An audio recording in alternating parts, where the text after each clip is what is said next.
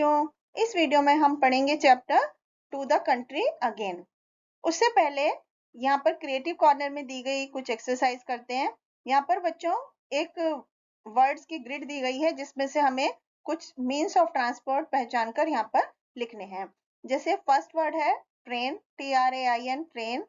फिर scooter, SCOOTER।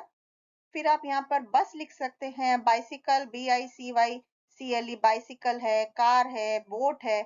इस तरह से रिक्शा है, कई सारे वर्ड्स यहाँ पर छुपे हुए हैं जिसको आप पहचान कर यहाँ पर लिख सकते हैं। अब बच्चों हम इस पोएम के बारे में पढ़ते हैं। इस पोएम में पोएट एलेनर फ्रेजन ने कंट्री के अलग अलग हिस्सों के बारे में बताया है और हर एक अलग प्लेस के सीन के को डिस्क्राइब किया है। तो आइए यहाँ पर पोएट के साथ अलग अलग जगह के सीन को देखते हैं। The city has streets, but the country has roads. In the country, one meets blue carts with their loads of sweet-smelling hay. तो इन लाइंस में पोएट कह रहे हैं कि the city has streets. Streets मतलब पतली सड़कें, कि शहरों में क्या होती है, गांव में पतली सड़कें होती हैं, लेकिन कंट्री में सड़कें, रोड्स, चौड़ी सड़कें होती हैं। In the country one meets blue carts with their loads. मतलब गांव में क्या होता है, ब्लू कार्ट्स, कार्ट मिलती हैं, गाड़ियां मिलती हैं जिन पर की बोझा लदा हुआ होता है, जैसे कि आप यहाँ पिक्चर में देख रहे हैं। ऑफ स्वीट स्मेलिंग हे बोलते हैं सूखी घास को, जिसमें से फ्रेशनेस की और घास की स्मेल आ रही होती है। तो घास फूस के वजन से लदी हुई बैलगाड़ियां आप यहाँ पर देखते हैं। And man golds and grain, O take me away to the country again. और क्या देखते हैं आप कंट्री में, गांव में देखते हैं कि ग्रेन यानी अनाज जो है खेतों में सोने की तरह लहलहा रहा है। एंड वो कहते हैं, पोएट कह रहे हैं कि मुझे वापस से उसी कंट्री में ले चलो जहां पर इस तरह का सीन होता है। In the city one sees big trains rattle bye.